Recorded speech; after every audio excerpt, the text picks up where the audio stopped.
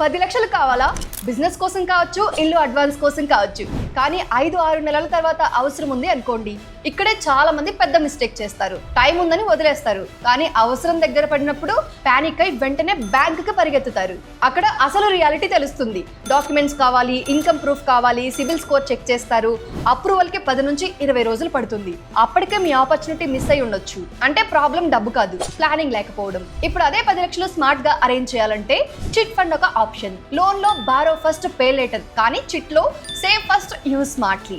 Example కి 10 లక్షల chit, 20 మంది ఉన్నారు, నెలకు 50,000. 5 నుంచి 6 నెలలు వెయిట్ చేసి తీసుకుంటే మీకు డివిడెండ్ కూడా వస్తుంది. సపోజ్ 1.5 lakhs డిస్కౌంట్ ఇచ్చినా ఇప్పటికే వచ్చిన డివిడెండ్ వల్ల మీ యాక్చువల్ కాస్ట్ 90,000 దగ్గరికి తగ్గుతుంది. కానీ అదే లోన్ తీసుకుంటే ఇంట్రెస్ట్ 1.3 లక్షల నుంచి 2 లక్షల వరకు వెళ్ళొచ్చు.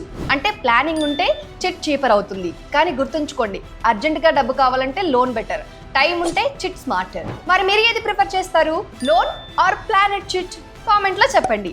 ఇలాంటి మరిన్ని ఫినాన్షియల్ అప్డేట్స్ కోసం మై పైసా ఛానల్ని సబ్స్క్రైబ్ చేసుకోండి.